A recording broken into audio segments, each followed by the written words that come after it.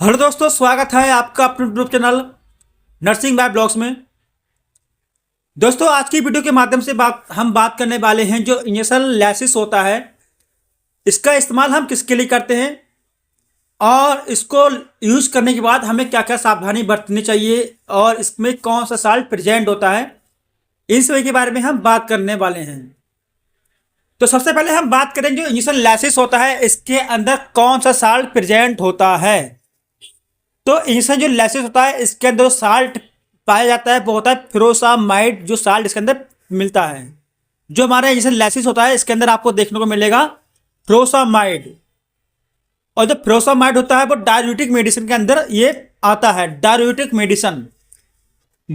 Medicine वो medicine होती है जो हमारे शरीर में एक्स्ट्रा फ्लूइड होता है, एक्स्ट्रा पानी होता है, उस फ्लूइड को, उस पानी को हमारे शरीर से बाहर निकालता है। जो डाययूरेटिक मेडिसिन होती है, जो लैसिस होता है, इसका मेन जो यूज करने का कारण होता है वो हमारे शरीर में जो एक्स्ट्रा फ्लूइड है, उस फ्लूइड को हम बाहर निकालते हैं। वो फ्लूइड हमारे पेडल एडिमा हो सकता है, हमारे हाथ पैर सूज जाते हैं वो सूजन हो सकती है, हमारे जो चेस्ट में पानी भर जाता है वो हो सकता है। साथ ही साथ जो सीकेटी वाले पेशेंट होते हैं उनमें पेशाब बहुत ज़्यादा कम होती है, मतलब उनका जो यूरिन आउटपुट होता है बहुत ज़्यादा कम आता है। सीकेटी वाले पेशेंट मतलब क्रोनिक किडनी वाले जो डिसीज़ वाले पेशेंट होते हैं, जो डायलिसिस वाले पेशेंट होते हैं, उनमें पेशाब बहुत ज़्यादा कम होती है। तो उसी पेशाब को लाने के लिए, उसी शरीर को फ्लूइड्स को बाहर निकालने के लिए हम इंजेक्शन लैसिस का इस्तेमाल करते हैं, जो कि लूप डाययूरेटिक मेडिसिन के अंदर ये दवाइयाँ आती हैं। साथ ही साथ इंजेक्शन लैसिस का इस्तेमाल जो हमारे शरीर में मैंने बताया वो सूजन वगैरह, साथ साथ इसका बीपी, जो हाइपरटेंशन वाले पेशेंट होते हैं उनमें इस्तेमाल करते हैं। जो हार्ट वाले पेशेंट होते हैं उनमें इस्तेमाल करते हैं। हार्ट वाले पेशेंट जैसे कि जिसका हमने इको करवाया, इको करने के बाद उनका जो एलवीएफ होता है वो बहुत ज़्यादा कम होता है और वो पानी बहुत ज़्यादा पी लेते हैं, जिसके कारण से क्या होता है वो ओवरलोड में पहुँच जाते हैं, उनको सांस लेने में बहुत ज़्यादा तकलीफ होती है, उनको सांस लेने में बहुत ज़्यादा डिफिकल्टी होती है। तो ब्रीथिंग, शॉर्ट ऑफ ब्रीथिंग को रोकने के लिए ही हम इंजेक्शन लैसिस का इस्तेमाल करते हैं। जो ओवरलोड उन्होंने पानी ले लिया है, उस ओवरलोड पानी को बाहर निकालने के लिए भी हम इंजेक्शन लैसिस का इस्तेमाल हार्ट वाले पेशेंट में करते हैं। अब बात करेंगे कि इंजेक्शन लैसिस की डोज क्या रहती है।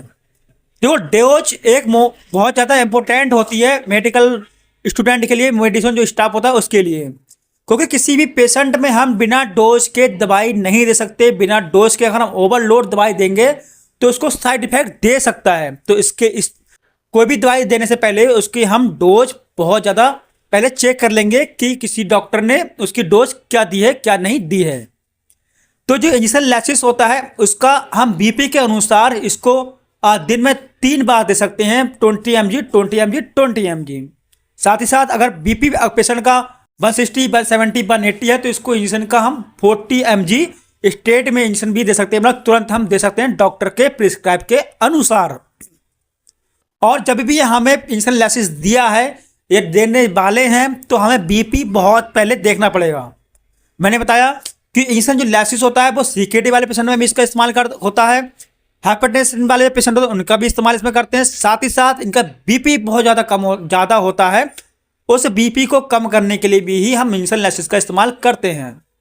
तो अगर हमने इंजेक्शन लैसिस दिया और पेशेंट का जो बीपी है बहुत ज़्यादा कम है, तो यहाँ पे उस पेशेंट का जो बीपी है और ज़्यादा कम हो जाएगा, जिससे उसको तकलीफ हो जाएगी, बहुत ज़्यादा डिफिकल्टी होगी और हमें इंजेक्शन मतलब बीपी बढ़ाने की दवाइयाँ भी लगानी पड़ सकती हैं।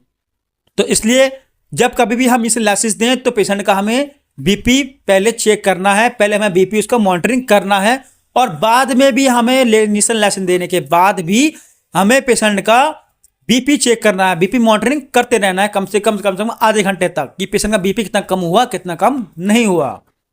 और जो सीकेटी वाले पेशेंट होते हैं उनमें हम अधिकतर इन्फ्यूजन का इस्तेमाल भी करते हैं।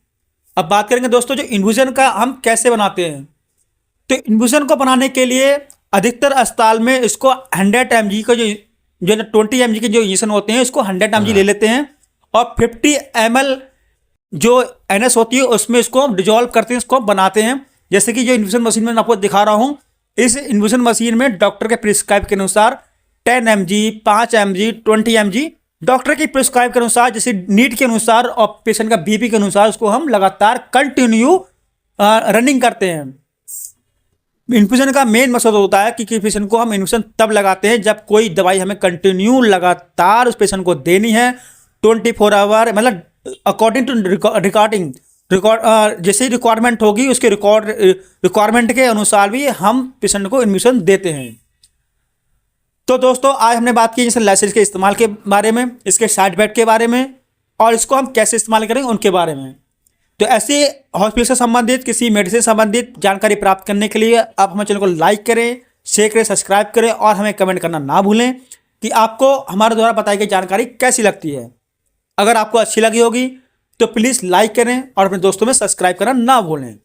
दोस्तों हम कोई भी मेडिसिन आपको खुद से लेने का कभी भी एडवाइस नहीं करते हैं। आप कभी भी कोई मेडिसिन लेते हैं तो आप डॉक्टर के प्रिस्क्राइब के अनुसार लें। ऐसा नहीं है कि आप हमारी वीडियो को देख के आप कोई भी मेडिकल से दवाई लें। हम कभी भी आपको खुद से मेडिकल से दवाई लेने की सलाह नहीं देते हैं, क्योंकि खुद से आप दवाइयाँ लेंगे तो आपको उसका साइड इफेक्ट हो सकता है। तो उसी साइड इफेक्ट से बचने के लिए आपको dose, right medicine, right patient को आपको ध्यान रखना है और डॉक्टर के निगरानी में कोई भी दवाई लेनी है, जिससे कि आपको कोई भी मतलब कि उसका साइड इफेक्ट देखने को ना मिले। तो आशा करते हैं आपको हमारे द्वारा बताई गई जानकारी अच्छी लगी होगी। अगर अच्छी लगी है तो लाइक करें, शेयर करें, सब्सक्राइब करें और हमें फॉलो करना ना भूलें। Thank you.